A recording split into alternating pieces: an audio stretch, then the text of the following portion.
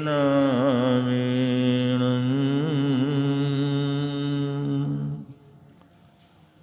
और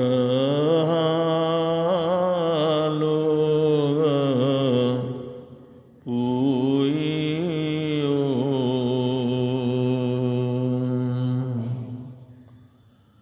संबोध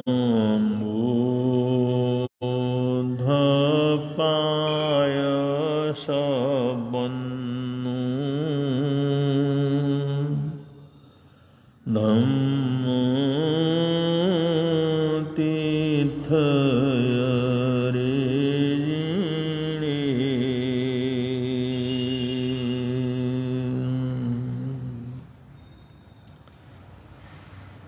केवल रवि किरण से जिनका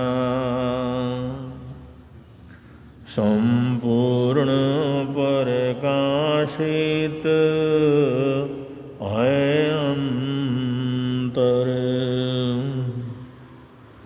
उनकी वाणी में होता है तत्वों का सुंदर तम दर्शन। सत्य दर्शन बोधाचरण पथ पर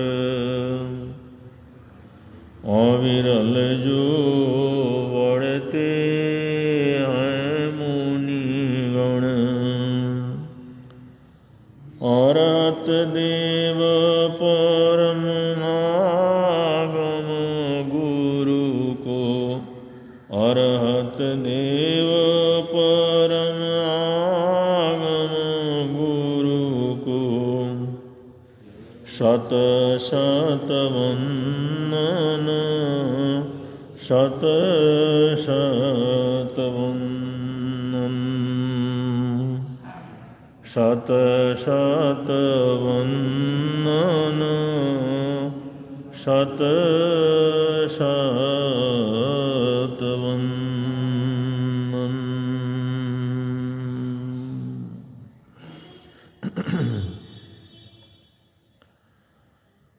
जैन चरण करणान योग में चरित्राचार का वर्णन चल रहा है। चरित्राचार में सर्वप्रथम श्रावकाचार है। श्रावकाचार के अनेक भेद, अनेक रूप हैं। तो श्रावकाचार में जो अणुवर्तों की आराधना है, अणुवर्तों की साधना है, श्रावक वर्तों की आराधना साधना में जो 5 अणुवर्त हैं, उसमें पहला स्थूल प्राणातिपात वेरमणं व्रत, उसका संक्षेप में वर्णन हो चुका है। दूसरा अणुवर्त है मिर्षावाद वेरमणं व्रत। मिर्षावाद, स्थूल मिर्षावाद वेरमणं व्रत, ये जो है इसका शास्त्रीय नाम है, दूसरा जो अणुवर्त है। और उसको बहुत संक्षेप में बोलते हैं तो सत्य अणुवर्त। आज की भाषा में, चलती हुई भाषा में, और दूसरे अणुवर्त का नाम है सत्य अणुवर्त। उसको धारण करने वाला सत्य अणुवर्ती। और इसी को हम शास्त्रीय भाषा में बोलें तो मिर्षावाद वेरमणं व्रत, उसमें भी स्थूल मिर्षावाद वेरमणं व्रत, ये जो है दूसरे अणुवर्त का नाम है।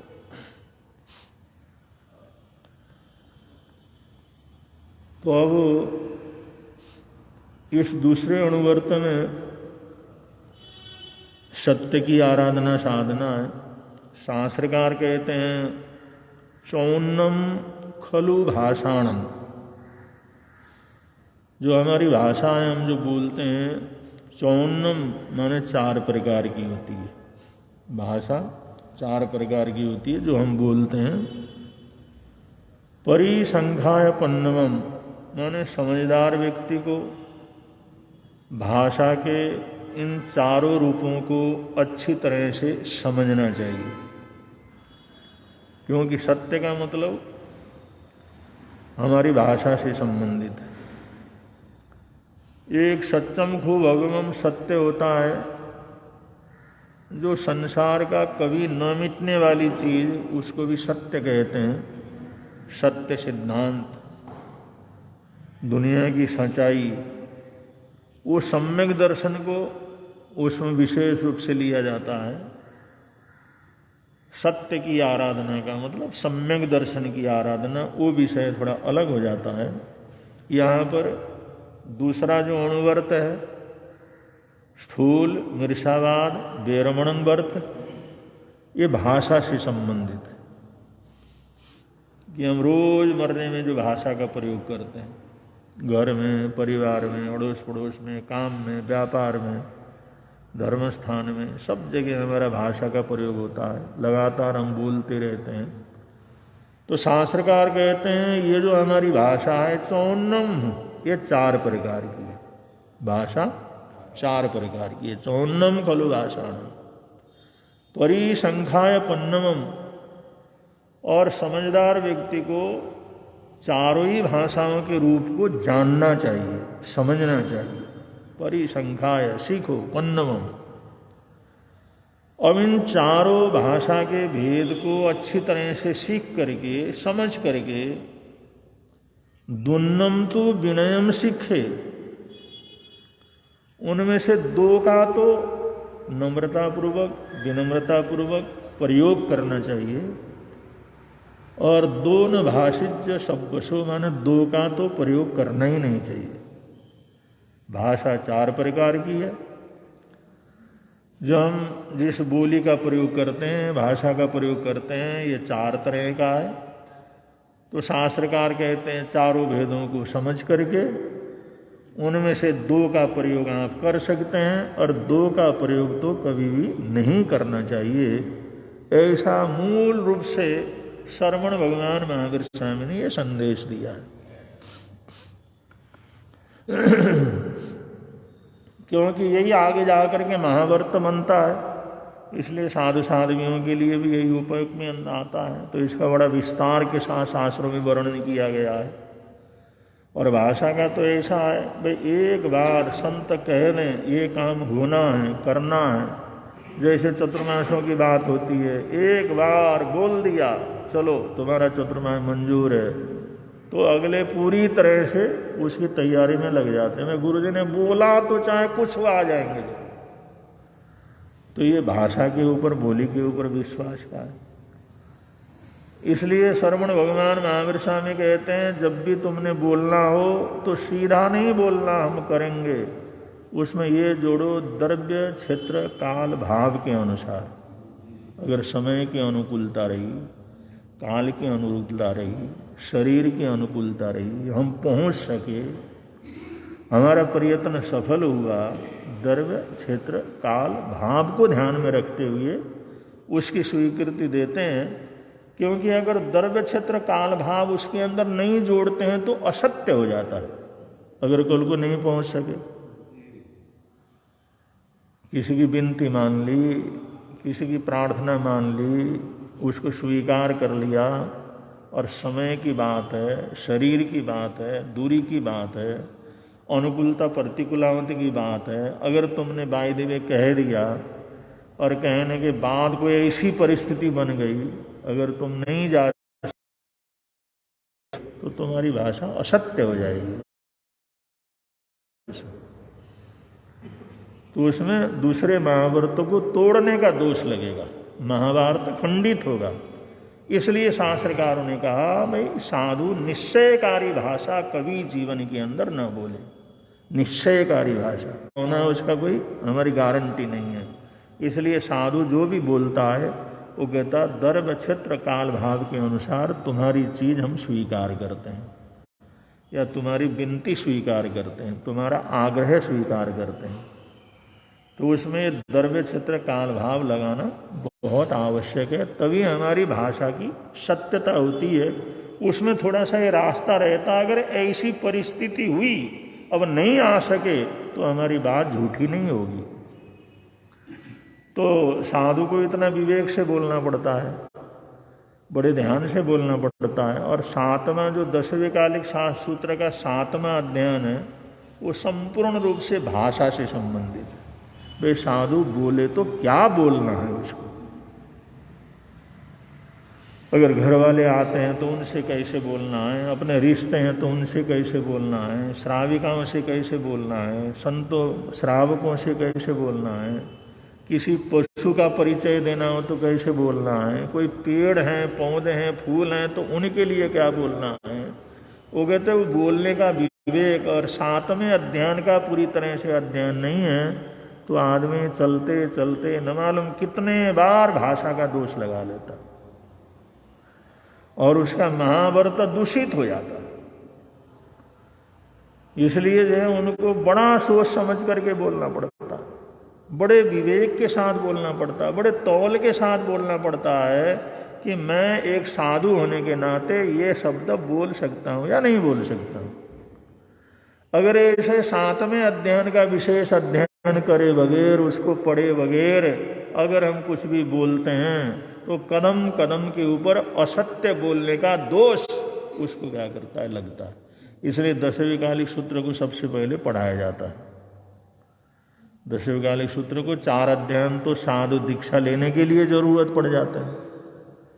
दशविकालिक सूत्र के 4 अध्ययन वो तो दीक्षा लेते हुए ही उसको याद करना पड़ता है, उसको उसी पाठ के द्वारा ही जो है वो तो पूरी तरह से समझना आवश्यक है, श्रद्धापूर्वक समझना आवश्यक है।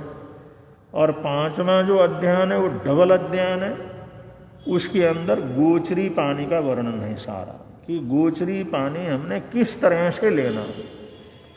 उसमें 32 दोष, 42 दोष, 47 दोष, इन सभी दोषों को कौन से दोष हैं उनको किस किस तरह से हमने टाल करके अपने जीविका को चलाना है, इसका बड़े विस्तार के साथ उसके अंदर वर्णन किया गया।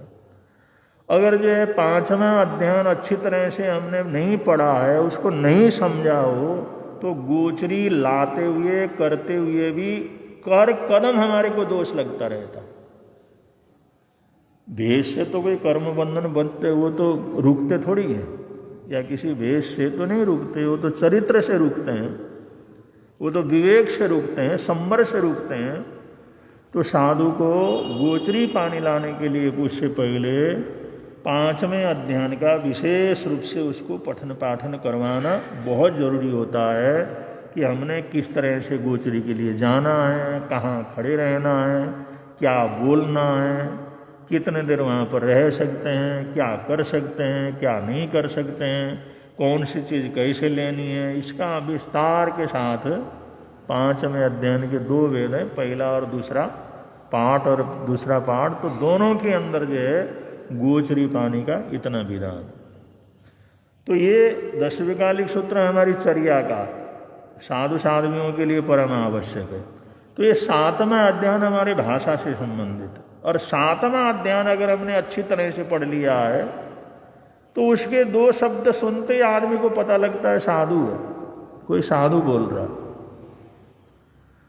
भाषा से भी पता लगना चाहिए ना, अगर भाषा से भी हमारे को पता ना लगे कौन बोल रहा है, तो फिर हमारा चरित्र का जो प्रकाश है, जो चरित्र का प्रभाव है, वो कैसे फैलेगा। तो हमारे गोचरी लेने के ढंग से, हमारे चलने के ढंग से, हमारे बोलने के ढंग से हमारा साधु जीवन उसके अंदर प्रकट होना चाहिए। तो इतना जो भाषा का अगर ध्यान रखते हैं, तब कहीं जा करके हमारी वो संवर की साधना या सामायिक की साधना हमारी संपन्न होती रहती है। तो विशेष रूप से ध्यान रखना पड़ता है। अब जो कोई भी चीज़ गिरी हुई है, कोई पूछेगा अरे किसकी है, अगला कहे मेरी चीज़ है, लेकिन साधु ऐसा नहीं कह सकता, वो मेरी चीज़ है ऐसा नहीं कहेगा। भाई ये मेरे नेसराई की चीज़ है, ये मेरे अधीनता में थी, गुरुजी ने मेरे को दिया हुआ था, ये मेरे पास था, मेरी ये नहीं कह सकते, तुम्हारी तो है नहीं, हो तो तुमने तो कहीं से ली हुई है, तुमने कोई कमाई करके, तुमने कोई मेहनत करके थोड़ी ली है, वो तो कहीं ना कहीं से भिक्षावृत्ति के अंदर ली है, और तुम्हारे को गुरुजी ने दिया है या संघ ने दिया है, इस समय तुम्हारे नेसरा में, तुम्हारे संरक्षण में, ये हमारे संरक्षण में, हमारे नेसरा में, हमारे अंतर्गत है। अब जो एकदम ये मेरा है ऐसा बोले तो ये समझना चाहिए इसको भाषा का ज्ञान नहीं है। इसको अगर बोलते ही कहते हैं मेरा है, ऐसा कहने की बजाय साहब ये मेरी नेसराय का है, तो अगला झट समझ जाता है इनको भाषा का पूरा विवेक है, पूरा ज्ञान है, भाषा का ज्ञान है। तो ऐसे ही ये छोटी छोटी बातें हैं, ये दो तो उदाहरण बतला, उसमें सैकड़ों उदाहरण दे करके बतलाया गया है कि साधु साध्वी को किस तरह की भाषा का प्रयोग करना है जिससे दूसरे महावर्त की आराधना साधना सम्यक रूप से अपने जीवन के अंदर कर सके। तो ये सारी हमारा चरित्र है। तो ये साधु की चर्या तो बड़ी होती है, इसलिए उसको विशेष रूप से उसका अध्ययन करवाया जाता है। और श्रावकों के लिए ये बात है कि हम जो भी भाषा बोलते हैं, जो भी हम वार्तालाप करते हैं, जो भी शब्द उच्चारण करते हैं, वो भाषा के 4 रूप हैं, और वो चारों में कुछ समझ करके 2 का प्रयोग कर लेना चाहिए, और 2 का प्रयोग तो बिल्कुल नहीं करना चाहिए। ये सभी व्रतधारियों के लिए है। तो श्रावक व्रतों को धारण करने के लिए उसको भी ये भाषा का ज्ञान होना बहुत आवश्यक है। तो कहते हैं दुन्नंतु विनयम सीखे, भाषा के 4 भेद ये है। एक तो सत्य भाषा, एक होती है सत्य भाषा, जो है वो है, जैसा देखा जैसा सुना जो है उसी को बोलना, इसको सत्य कहते हैं, सत्य भाषा।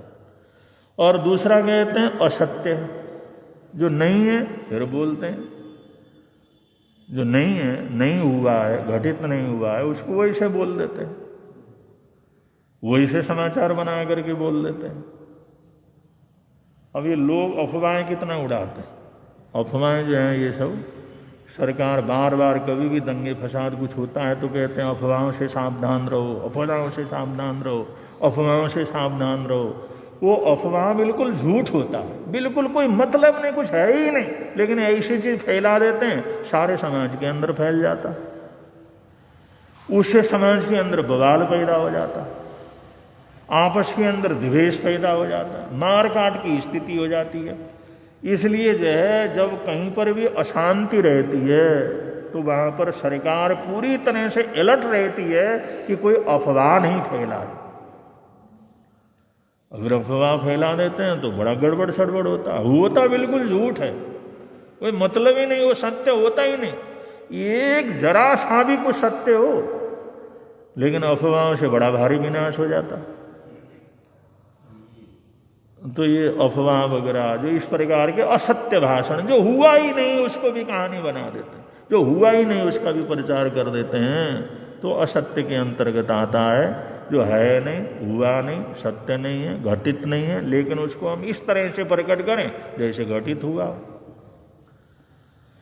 तो ये तो असत्य भाषा 2 हो गए, सत्य भाषा, असत्य भाषा। तीसरा होता मिश्र भाषा, उसमें मिश्र भाषा, उसमें मिलावट करके, कुछ सत्य है उसमें असत्य मिलावट करके जो है प्रकट करना, मिलावट करना। तो मिलावट करके भी बहुत से ऐसे भाषा का प्रयोग वगैरह हो जाता है जिससे अगले को तकलीफ दिया जाता है, परेशान किया जाता है, या अगले को लूटा जाता है, अगले को बेवकूफ़ बनाया जाता है। तो ये सब काम होते हैं मिश्र भाषा के द्वारा। कुछ सत्य है, वो सत्य के अंश में असत्य को डाल करके उसको जो है इस तरह से प्रकट करना जिससे अगला विश्वास करना शुरू कर दे, भाई बात तो बिल्कुल ठीक है। अब ये चुगलखोर वगैरह होते हैं वो इसी तरह से करते हैं, जरा सी कोई बात हो गई उसको जो है, उसको कहते हैं तिल का ताड़ बना देते हैं लोग, तिल का ताड़ बना देते हैं, बात का बवंडर बना देते हैं। जरा सी बात हो गई उसको बोल बोल करके उसको नमक मिर्च लगा लगा करके बवंडर बना देते हैं। और जो है ये जो कविता करने वाले लोग हैं, महाकाव्य लिखने वाले लोग हैं, वो भी ऐसा ही करते हैं। महाकाव्य लिखने वाले लोग छोटी सी घटना घटी और उसमें इतनी चीजें डाल देते हैं, इतनी चाल, वो महाकाव्य क्या कर जाता है, हो जाता है। हाँ, उसमें घटना तो छोटी सी रहती है, लेकिन उसमें जोड़ जाड़ करके काव्य का महाकाव्य बना देते हैं। लेकिन उनका उद्देश्य किसी को बर्बाद करना नहीं रहता, उनका रहता भाई उसके माध्यम से हम समाज को सत्य का दर्शन कराएं। भाई समाज में क्या क्या हो सकता है, क्या क्या प्रवृत्तियां हो सकती हैं, क्या क्या कुछ हो सकता है, क्योंकि साहित्य समाज का दर्पण होता है। इसलिए छोटी सी कहीं घटना घटती है तो उसको इस तरह से बना करके प्रकट कर देते हैं, वो महाकाव्य हो जाता है। उसमें एकदम सत्य तो एकदम झूठा तो नहीं होता, कोई ना कोई घटना रहती है, लेकिन उस घटना को ऐसी ट्वीट देते हैं, ऐसा मोड़ देते रहते हैं, ऐसे ऐसे पात्र ला करके रख देते हैं, वो घटना बढ़ते बढ़ते बढ़ते बढ़ते महाकाव्य क्या कर जाता है, हो जाता है। हाँ, ऐसा ही हो जाता है। तो जो है, तो ये मिश्र भाषा, इसके अंदर मिश्र भाषा, और उसके अंदर ये सोचा जाता है चलो भाई ये किसी के हित के लिए किया है, अच्छे के लिए किया है, समाज के सुधार के लिए किया है, समाज को उनकी वास्तविकता बतलाने के लिए किया है। इसलिए साहित्य को कोई हम झूठा नहीं मानते, उसको जो उसकी बुराई वगैरह नहीं करते, लेकिन वो होता मिश्र के अंतर्गत ही आता है। थोड़ा सा सत्य रहता है, उसको विराट बना करके दिखा देते हैं। अभी पिक्चर बनाने वाले ऐसे तो करते हैं, और क्या करते हैं, उनका काम ही यही रहता है। और चौथी भाषा शास्त्रकार यहां पर कहते हैं व्यवहार भाषा। चौथी व्यवहार भाषा। दुन्नम तो विनयम सीखे दोनों भाषिज्य पन्नवम। दो भाषा तो साधु बोल सकता है, श्रावक बोल सकता है, दो भाषा का तो प्रयोग कर सकता है, लेकिन दो का तो बिल्कुल नहीं कर सकता वो।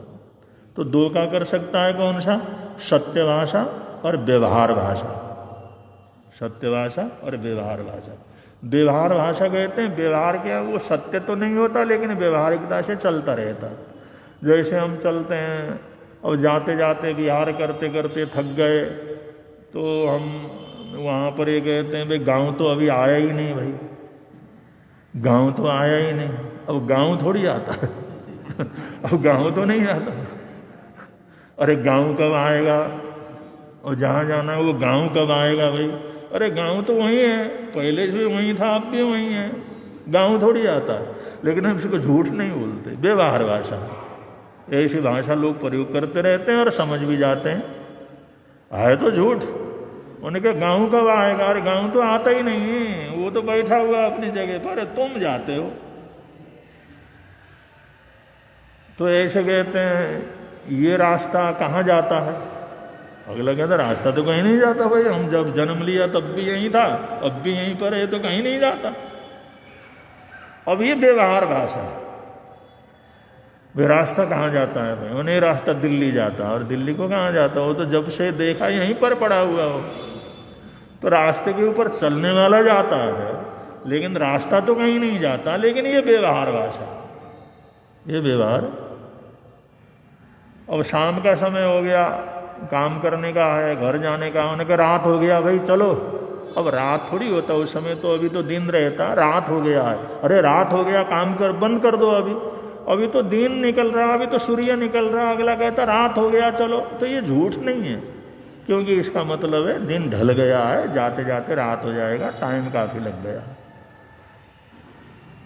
तो ये सब व्यवहार भाषा के अंदर ऐसे हजारों प्रकार के शब्द, हजारों प्रकार के वाक्य आते हैं, जो अगर उसकी वस्तुतः अगर ढूंढो तो उसके अंदर कोई सत्यता नहीं रहती, लेकिन जो है वो व्यवहार के अंदर अगले को समझाने के लिए, समझने के लिए होते हैं। तो ऐसे शब्दों का प्रयोग करने में कोई दोष नहीं है, ये सब व्यवहार भाषा के अंतर्गत आता है। शास्त्रकार कहते हैं व्यवहार भाषा का प्रयोग करते हैं तो उसमें कोई व्रत के अंदर दोष नहीं लगता। व्यवहार भाषा का प्रयोग कर सकते हैं, क्योंकि व्यवहार में सभी लोग बोलते हैं और उसी चीज को समझते हैं। और लेकिन झूठ जो है बोलना अब झूठ भी तब बोलते हैं हम लोग जब अगले को फंसाने के लिए, बर्बाद करने के लिए, ठगने के लिए, तब वो भयंकर पाप के रूप में हो जाता है।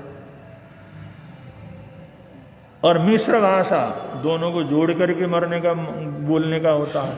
अब जिस समय महाभारत का युद्ध हो रहा था, युद्ध के अंदर द्रोणाचार्य इतना लड़ रहे थे, पांडवों ने सोचा ले भाई ये तो आज सबको नाश करके छोड़ेंगे। उनका ऐसा क्रोध आया, दुर्योधन ने कहा था भाई आप मेरे साथ धोखा करते हो, मेरे पक्ष से लड़ रहे हो और पांडवों का पक्ष करते हो। उन्होंने कहा सबको समाप्त करके लौटूंगा मैं। अब जब कृष्ण को पता लगा, युधिष्ठिर को पता लगा, अर्जुन को पता लगा भाई द्रोण ने तो जो ये प्रतिज्ञा ली है आज हमारी सेना सबका नाश करके इन्होंने जाना, तो उन्होंने कहा भाई क्या करें, किस तरह से करें, कैसे करें, किस तरह से करें भाई। उतने देर को पता लगा एक हाथी मर गया है और उस हाथी का नाम अश्वत्थामा था, और ये द्रोणाचार्य का लड़का उसका नाम भी अश्वत्थामा था। और वो बेटे के प्रति बड़ा मोह रखते थे, बेटे को कुछ हो वो तो नहीं चाहना, बेटे के लिए तो मर मारने के लिए तैयार रहते थे। तत्काल कृष्ण ने कहा भाई अश्वत्थामा मर गया है तो जो है ये अफवाह फैला दो, अश्वत्थामा मर गया। जिस समय ये कहा अश्वत्थामा मर गया है, अश्वत्थामा मर गया, वो भी सैनिक ही था, वो भी लड़ाई में था, तो एकदम जो है द्रोणाचार्य एकदम सावधान हो गए, अश्वत्थामा मर गया। और उन्होंने कहा भाई, उन्होंने सोचा वो भी योद्धा थे, इन्होंने कोई अफवाह तो नहीं फैलाया, कुछ इन्होंने कोई अफवाह तो नहीं फैलाया, इन्होंने वैसे झूठा प्रचार तो नहीं कर दिया। अगर युधिष्ठिर बोल दे तो मैं मानने को तैयार हूं। युधिष्ठिर के लिए था भैया सत्य बोलते हैं, असत्य नहीं बोलते। युधिष्ठिर के लिए था भाई ये मरमिट पे भी जाएगा लेकिन असत्य भाषण नहीं करेगा, ये सत्य ही बोलता। तो उन्होंने कहा अगर यही बात और कहने से नहीं मान सकता, अश्वत्थामा मर गया, अगर युधिष्ठिर बोल दें तो मैं मानने के लिए तैयार हूं। तो युधिष्ठिर फंस गए।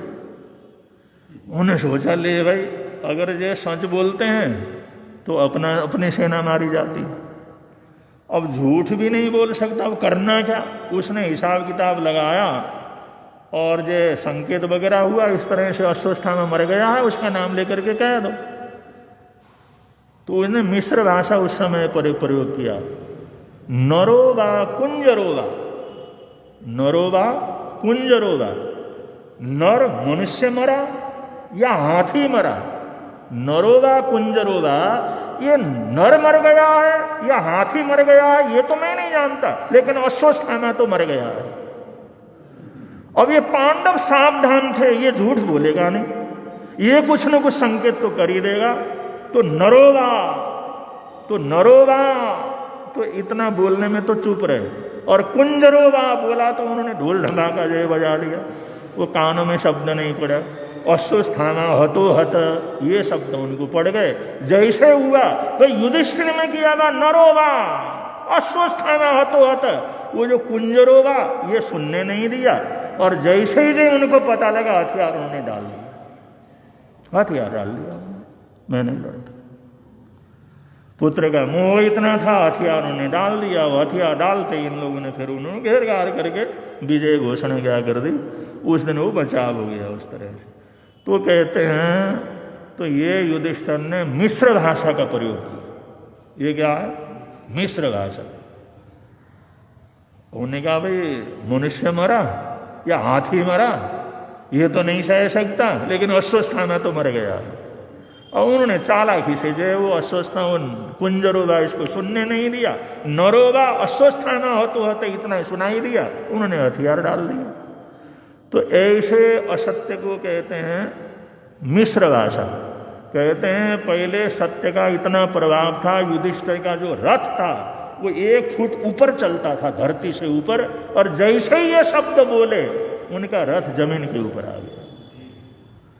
अब आया नहीं आया ये तो पता नहीं, लेकिन ये बतलाया सत्य का कितना प्रभाव होता है। अगर मिश्र भाषा बोलते हैं तो भी हमारा प्रभाव कितना कम हो जाता। तो शास्त्र का यहाँ पर कहते हैं असत्य नहीं बोलना, मिश्र भाषा नहीं बोलना, लेकिन सत्य और जो है व्यवहार भाषा हम लोग बड़े आराम से बोल सकते हैं। ऐसा विवेक रखना, ऐसी जानकारी रखना, ऐसे भाषा के दोषों का जानकारी रखना, भाषा का विवेक रखना, ये श्रावक श्राविकाओं के लिए भी परम आवश्यक है। और साधु साध्वियों के लिए तो यहाँ तक कहा सत्य, उन्होंने कहा सत्य बोल रहे हो, लेकिन सत्य भी तुम बोलो तो कर्कश सत्य नहीं बोलना, कठोर शब्द नहीं बोलना, छेदकारी भेदकारी शब्द नहीं बोलना, कलहकारी शब्द नहीं बोलना, साबध्यकारी पापकारी शब्द नहीं बोलना। साधु के लिए तो इतने में सत्य भी नहीं बोल सकते, सत्य भी इन सारे दोषों से मुक्त हो तब बोल सकते हो तुम। तुम्हारे सत्य बोलने से अगर अगले के अंदर कलह पैदा हो जाता है, तुम्हारे सत्य बोलने से उनका प्रेम समाप्त हो जाता है, तुम्हारे सत्य बोलने से लड़ाई झगड़ा हो जाता है, तुम्हारे सत्य बोलने से एक दूसरे के प्रति दुश्मनी बढ़ती है, तो ऐसा सत्य भी तुम नहीं बोल सकते। कर्कशकारी कर्कश कठोर छेदकारी भेदकारी कलहकारी सावज्यकारी मिश्र खोटी भाषा, इसको भी साधु क्या कर सकता, नहीं बोल सकता। हम तो सत्य को भी केवल सत्य है तब भी नहीं बोल सकते, इतने दोषों को टाल करके सत्य बोलना पड़ता। तो हमारा समाज तो भाषा से ही तो चलता है, हमारा घर परिवार भी भाषा से ही चलता है।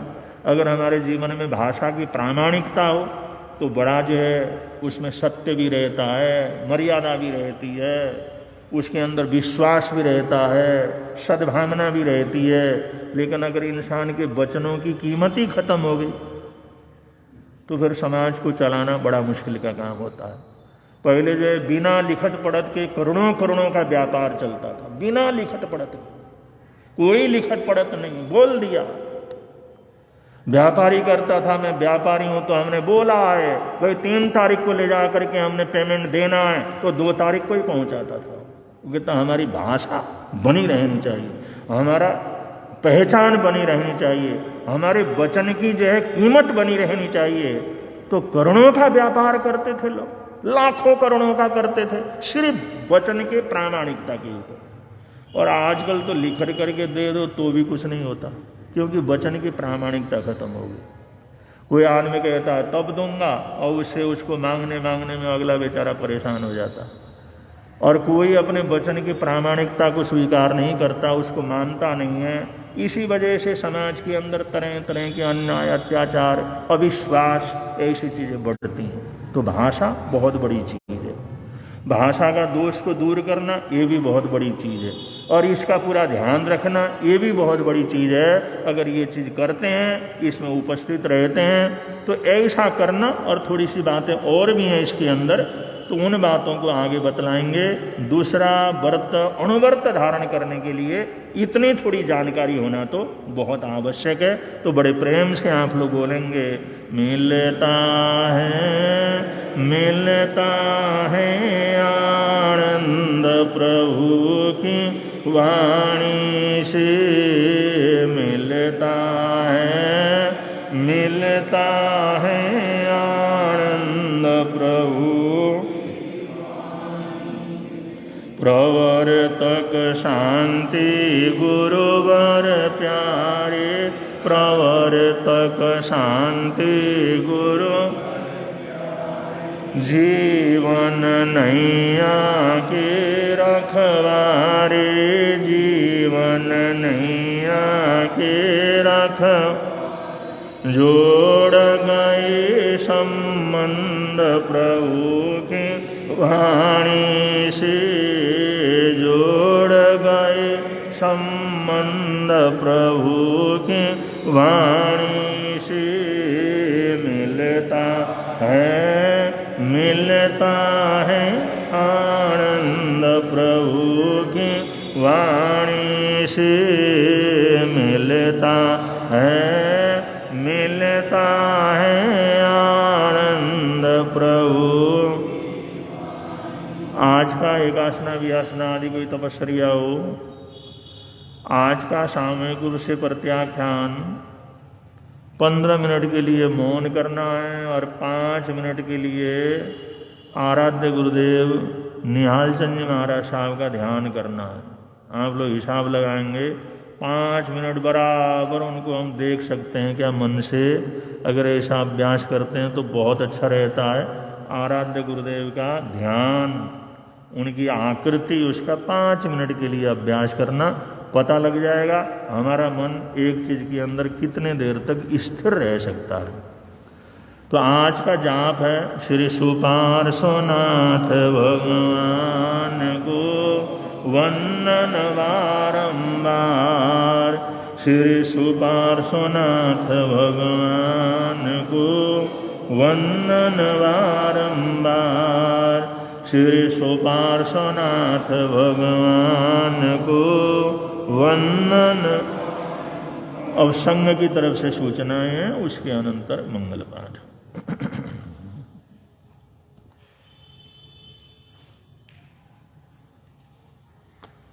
श्रमण संघीय सलाहकार भीष्म पितामह तपस्वी रत्न राज ऋषि पूज्य गुरुदेव श्री सुमति प्रकाश जी महाराज साहब, नेपाल हिंद गौरव वाचनाचार्य उपाध्याय पर्वत डॉक्टर श्री विशाल मुनि जी महाराज साहब एवं पाठ पर विराजित संतों के एवं माँ साध्वी जी के चरणों में कोटि वंदना नमस्कार करके सुखसाता पूछता हूँ।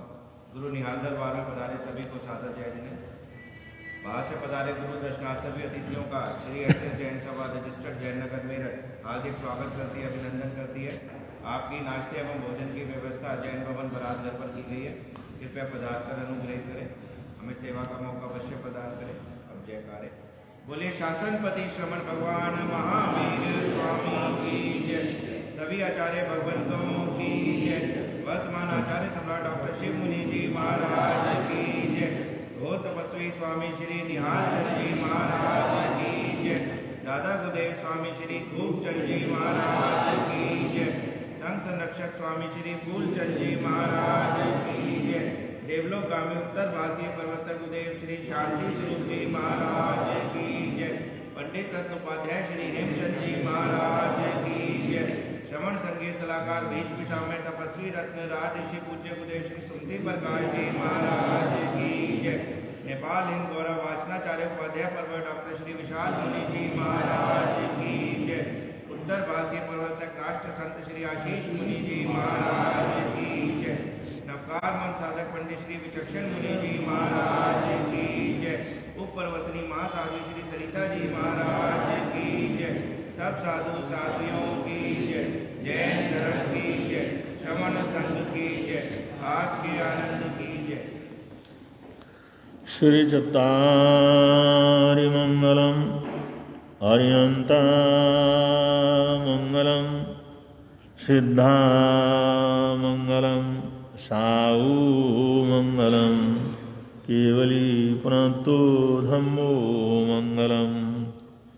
चत्तारि लोकोत्तम अर्यंता लोकोत्तम सिद्धा लोकोत्तम साऊ लोकोत्तम केवली प्रणतो धम्मो लोकोत्तमो।